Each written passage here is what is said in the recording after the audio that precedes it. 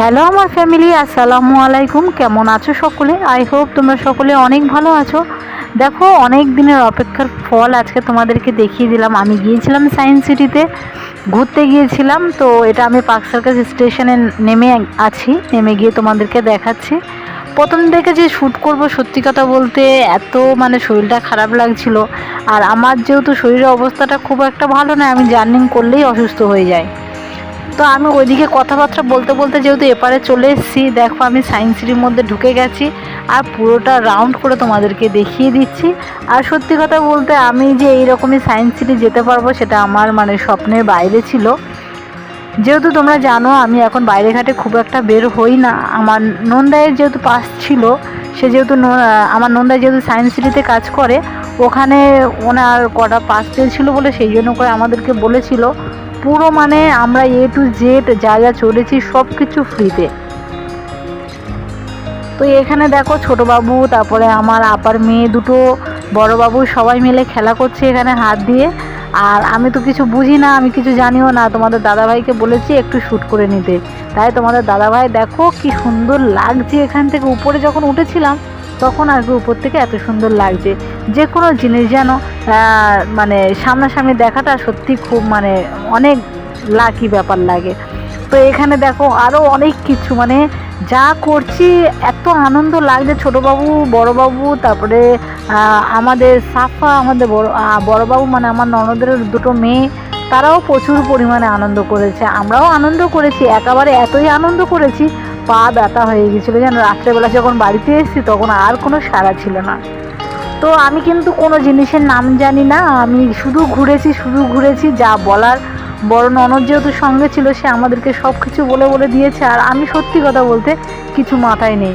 তো এখানে তোমাদের দাদাভাই শুধু আমাকে বারবার বলছিল তুমি কোথায়, তোমার মুখটা একবার এখান থেকে দেখাও। আমি বলি দাঁড়াও, আমি আমার মুখটা দেখাচ্ছি। আর এই যে ঘরটা, বাবারে চারিদিকে আয়না আর আয়না, রাস্তা ভুলে গিয়েছিলাম ভিতরে ঢুকে। ছোট বড়বাবু আর আমাদের সাফা রানী আমার ননদের ছোট মেয়েটা কি কান্নাকাটি করছিল।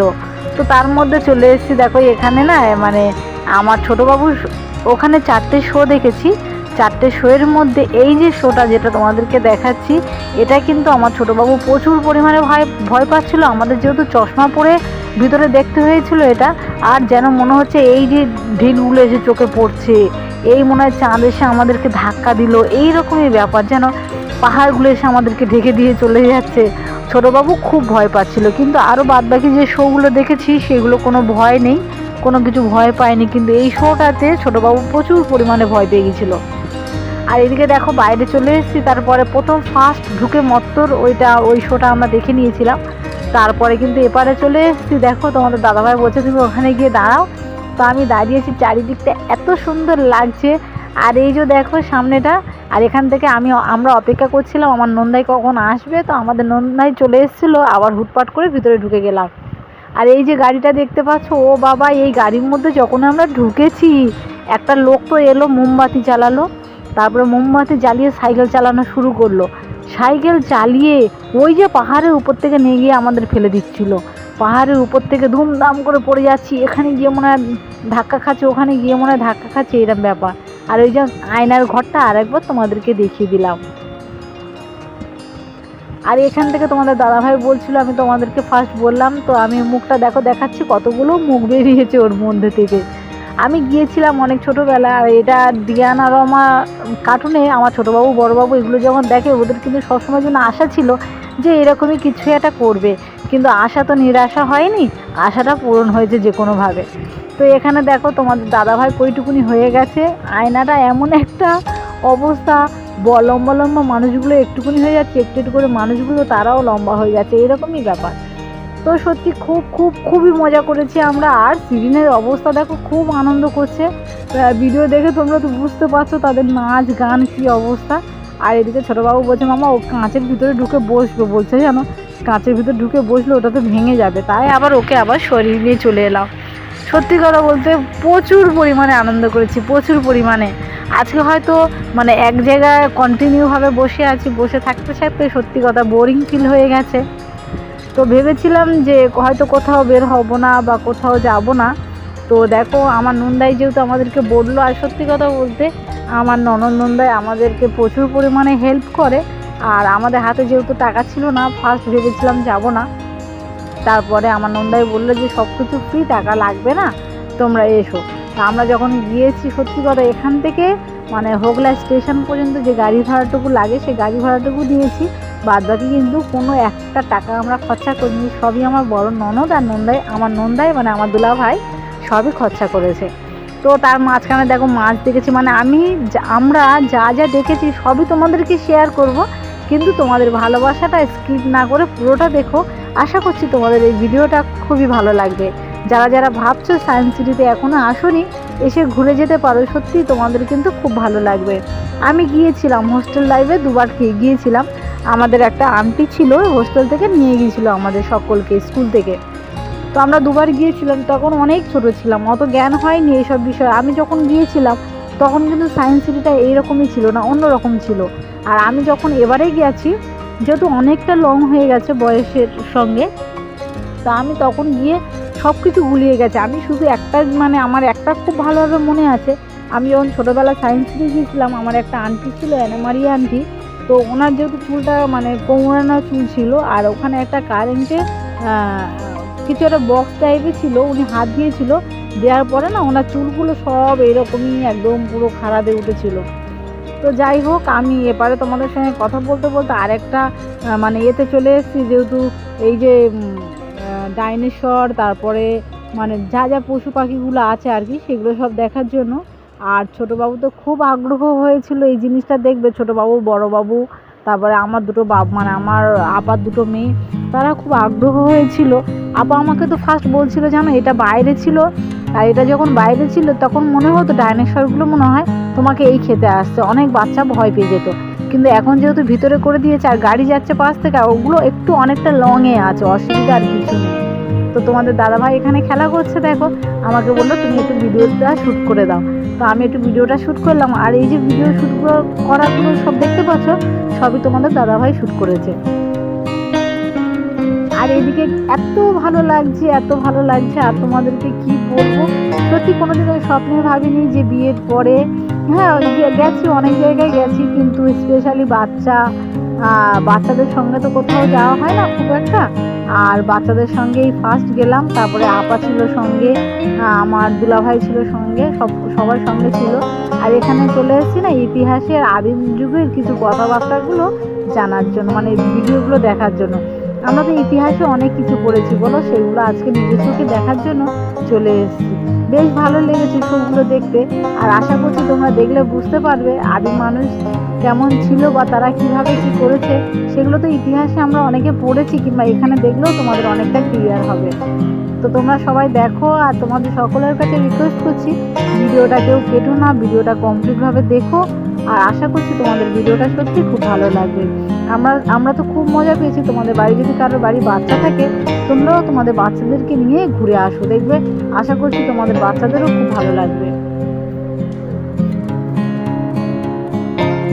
তো এটা যখন হয় না এই আদিম মানুষের ইতিহাসিক যে কথাটা আর কি, মানে এই যে শোটা, তখন কিন্তু ছোটো ঘুমিয়ে পড়েছিল, যেহেতু ছোটোবাবু অনেক জার্নি করেছে, অনেক ছোটাছুটি করেছে, তার মাঝখানে ছোটোবাবু ক্লান্ত হয়ে গেছিলো অনেক। তো ওকে আমরা ঘুম পাড়িয়ে দিয়েছিলাম। আবার কিন্তু বলেছিল যে ওকে ঘুম পাড়াতে হবে না, ও এই জিনিসটা দেখলে খুব খুশি হবে। কিন্তু ও এত জ্বালাতন করছে, আমাকে একা করছিল না, তারপর আমরা সবাই ওকে নিয়ে একটু পেরেশান হয়ে গেছিলাম। কারণ হচ্ছে এটা ও তো বাচ্চা, ও একটু যেখানে যেতে চাইছে সেখানেই আমরা বাধা দিচ্ছি, ওর একটু রাগ অভিমান হচ্ছিল। তো যতই হোক আমি নামে গেছি ঠিক কথা, কিন্তু আপা বেশিরভাগ সময় আপা দুলাভাই ওনারা সবাই মিলে আমার বাবুটাকে বেশি কেয়ার করেছে। বলে তুমি একটু শান্তিতে ঘোরো, ও বঞ্চে একটু আমাদের কাছে থাকে। আমি একটু মাঝে মাঝে ভয় পাচ্ছিলাম যে যদি এটা দেখে ভয় পায়, ওটা দেখে ভয় পায়, কিন্তু না গো, ওর বেটিকে পেয়ে বেশ, ওর আনুকে ওর জীবনে পেয়ে ও কিন্তু খুবই লাকি একটা মানুষ। কারণ ওর আনু যেমন ওদেরকে ভালোবাসে, ওরাও ঠিক ওর আনুকে প্রচুর পরিমাণে ভালোবাসে। আনুকে শুধু একা নয়, ও জাম্বুকে, মানে ওরা ও জামাইবাবুকে জাম্বু বলে, তো জাম্বুকেও খুব ভালোবাসে। এমনকি দুটো আপু আছে, মানে আমার আপার বড় মেয়েটার নাম রাসমিয়া তামান্না, বড় মেয়েটার নাম, আর ছোটো মেয়েটার নাম হচ্ছে সাফা ইলহাম। তো তো ওরা আমাকে সত্যি মানে মাইমা বলে ডাকে, আর ওরা আমাকে প্রচুর পরিমাণে ভালোবাসে। শুধু ওরা নয়, আমার ননদ, আমার নন্দাই সবাই আমাকে প্রচুর পরিমাণে ভালোবাসে, আর আমিও তাদেরকে যতটুকু পারি তার থেকেও বেশি ভালোবাসার চেষ্টা করি, যাতে মানে যেহেতু তারা আমাকে ভালোবাসে আমিও তাদেরকে ভালোবাসতে চাই।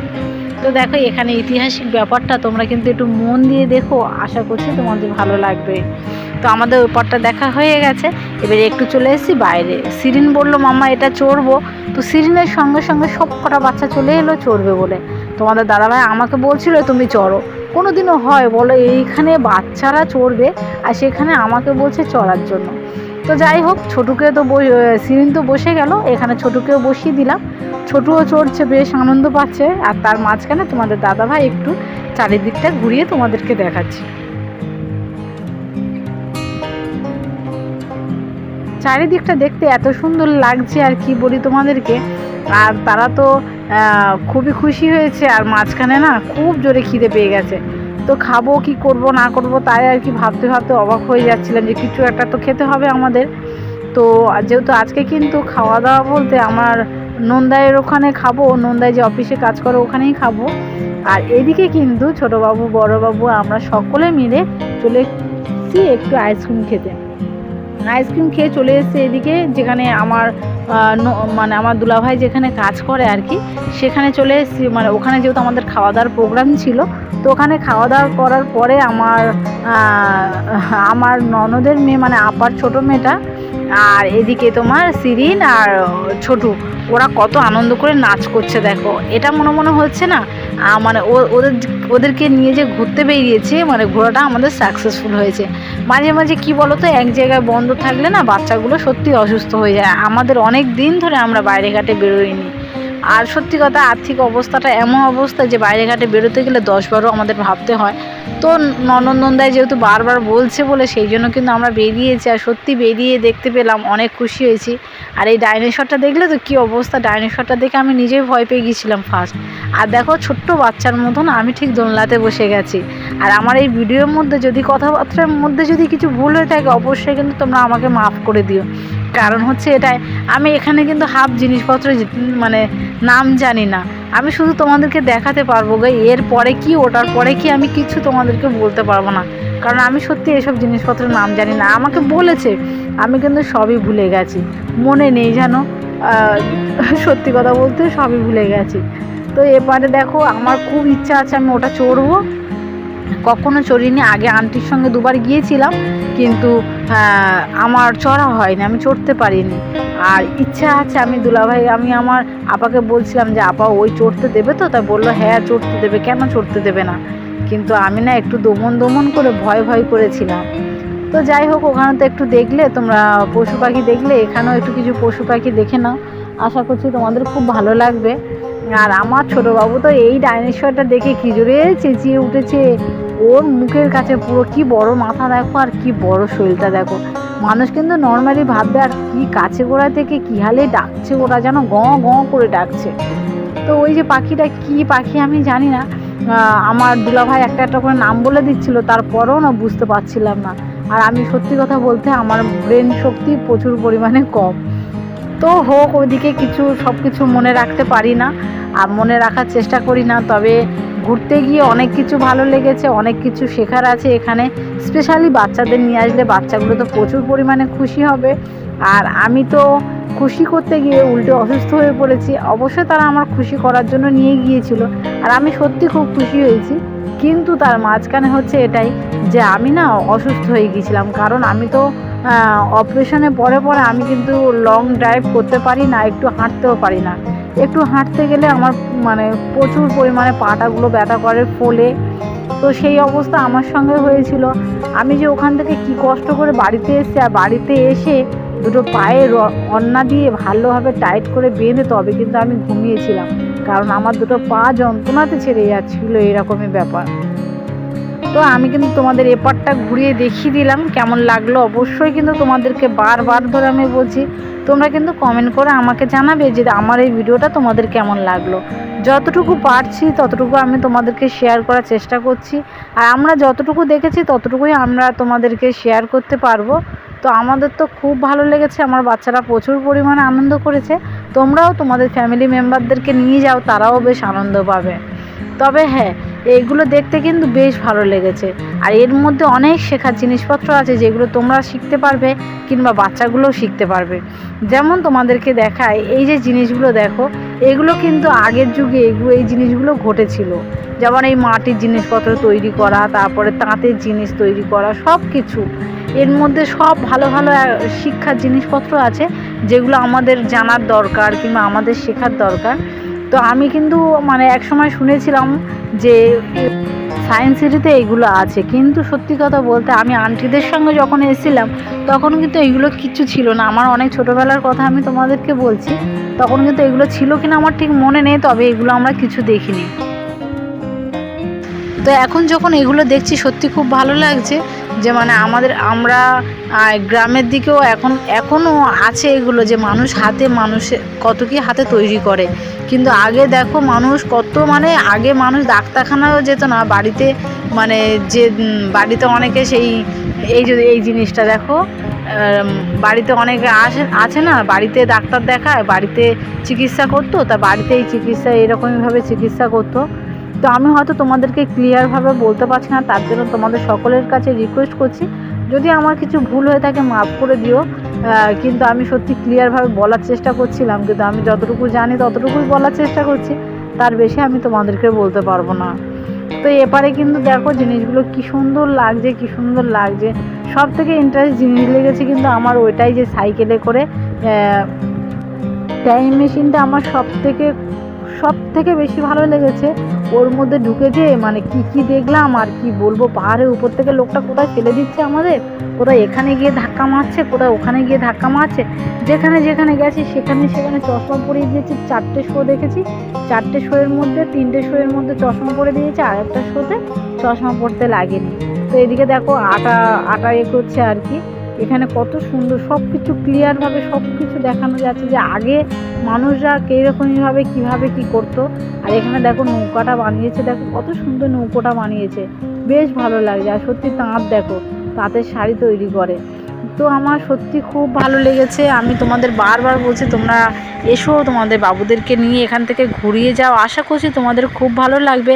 আর এই শোটা সব থেকে বেশি আনন্দ করেছে আমাদের ছোটো বাবু। আমরা যেহেতু পিছনে বসেছিলাম, সামনে যে কটা লোক বসে আছে, মাছগুলো এসে মনে হয় তাদের মাথা মনে হয় হাফ খেয়ে নিল, এরকমই একটা ব্যাপার ছিল। তো আমার ছোটোবাবু প্রচুর পরিমাণে আনন্দ করেছে। ওর বক্তব্য ছিল, এটা আনু ওই দেখো এটা কি দেখা যাচ্ছে, তা আমাকে বলছে মাম্মা এটা কি দেখা যাচ্ছে, দেখো ওই দেখো মাছ। বেশ আনন্দ করেছে। আর তার মাঝখানে এটা দেখো কত সুন্দর লাগছে। এখানে যে কারেন্টের কাজগুলো হয়ে থাকে, যেমন তোমরা দেখেছো অনেক কারেন্টের কাজ এদিক ওদিক করা আছে, যেমন ডাইনোসরের চোখের মধ্যে আলো, এগুলো সব কিন্তু আমার নন্দাই ওখানে ওগুলো করেছে।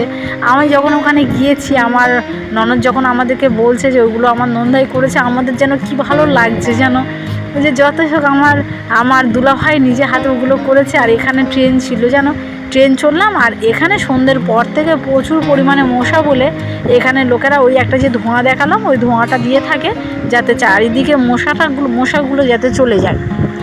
তো আমরা এখন কিন্তু ট্রেন চলছি, ট্রেনে করে আর কি সব কিছু তোমাদেরকে দেখাচ্ছি। এটা দিনের বেলা চললে খুব ভালো লাগতো, কিন্তু আমরা ট্রেনটা চড়ে ওই পার থেকে বেরিয়ে যাব। তো প্রায় কাছাকাছি আমরা চলে এসেছি, ভিডিওর কাছাকাছি। তো তোমাদের সকলের কাছে রিকোয়েস্ট করছি, ভিডিওটা কেমন লেগেছে অবশ্যই কিন্তু বলো। আর এই যে দেখো সব থেকে স্বপ্নের জিনিস, যেটা আমি অনেক স্বপ্ন দেখেছি যে আমি এর মধ্যে উঠবো, আমার কোনো দিনের জন্য ওঠা হয়নি। দুবার গিয়েছিলাম ছোটোবেলা, তখন তার উঠিনি। আর এই দেখো বিয়ের পরে এই ফার্স্ট আমি এর মধ্যে উঠলাম, বেশ ভালো লাগছে যেন। তবে একটু ভয় পাচ্ছিলাম। ছোটোবাবু কিন্তু আর বড়োবাবু কিন্তু আমাদের সঙ্গে ছিল না, ফার্স্ট তোমাদেরকে বলে দিয়েছি, বেশিরভাগ সময় ওর আনুর কাছে ছিল। আর এই দেখো উপর থেকে কত সুন্দর লাগছে, দেখো শহরটা, কলকাতার শহরটা কত সুন্দর লাগছে। সায়েন্স সিটি পুরো জায়গাটা এত সুন্দর লাগছে, তোমাদেরকে আর কি বলবো।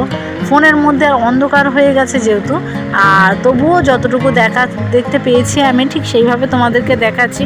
তো তোমরা দেখো, এনজয় করো।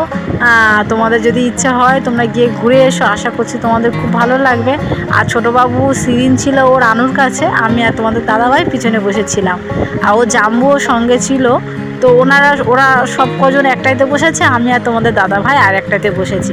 আর দেখো এই পাশ থেকে এটা যাচ্ছে, কি ভালো লাগছে, মনে হচ্ছে আমি মনে হয় এই আকাশেই উড়ে বেড়াচ্ছি, আমার মনে হয় ডানা হয়ে গেছে, এরকমই একটা ব্যাপার।